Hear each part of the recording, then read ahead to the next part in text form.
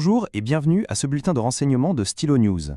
Notre attention se porte aujourd'hui sur une situation de plus en plus tendue en mer de Chine méridionale. Nous commençons juste après ce message de notre sponsor, ProWave AI. Pour bien comprendre les événements récents en Asie de l'Est, il faut d'abord définir un concept central, la stratégie de la zone grise.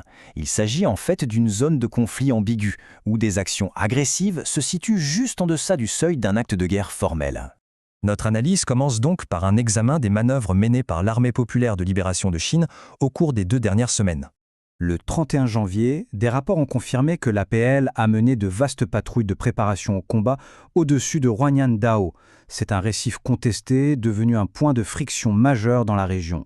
Comme on peut le voir, ces événements se concentrent dans la mer de Chine méridionale.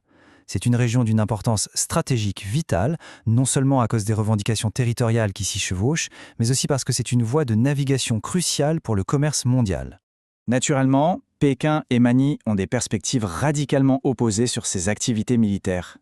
La Chine les qualifie de routinières et nécessaires, tandis que les Philippines y voient une violation de leur souveraineté. Chacun accuse l'autre de provocation. Au-delà des patrouilles conventionnelles, la Chine a aussi étendu ses capacités dans des domaines non traditionnels. Le déploiement récent d'une unité de sa force cybernétique sur le récif de Fiery Cross ajoute une nouvelle dimension à ce conflit latent. Ces actions ont, sans surprise, provoqué une série de contre-mesures et d'exercices de préparation de la part des États-Unis et de leurs alliés régionaux. En réponse, du 2 au 6 février, les Philippines et les États-Unis ont mené d'importants exercices aériens conjoints. L'objectif déclaré était clair: améliorer l'interopérabilité et les capacités de dissuasion face aux tensions. Pour renforcer la défense à long terme, l'armée américaine a également mis en place une nouvelle présence en rotation aux Philippines. Celle-ci est axée sur le soutien des systèmes de défense antimissiles, une capacité défensive clé. Pendant ce temps, Taïwan a mené ses propres exercices majeurs. L'accent a été mis sur les opérations anti-débarquement, conçues spécifiquement pour repousser une potentielle force d'invasion amphibie. Et c'est là que le bas blesse. Le point de focalisation des tensions régionales se concentre de plus en plus sur le point chaud critique qu'est Taïwan. Dans une interview récente, le président taïwanais, Lai Ching-te, a lancé un avertissement très direct sur les conséquences potentielles de l'inaction. Les analystes stratégiques soulignent cette importance en comparant Taïwan au Fulda Gap de la guerre froide, qui était alors considéré comme la ligne de front de la défense de l'Europe. Cette inquiétude stratégique est alimentée par une escalade bien réelle. Au cours des 5 dernières années, le nombre de sorties militaires chinoises près de Taïwan a été multiplié par 15 environ.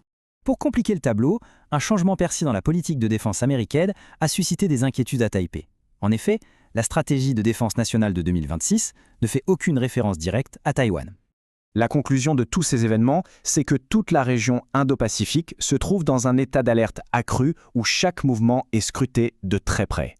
Ce tableau résume les acteurs clés et leurs motivations. On y voit une dynamique complexe de dissuasion et de compétition stratégique, avec des objectifs et des actions bien distinctes pour chaque partie.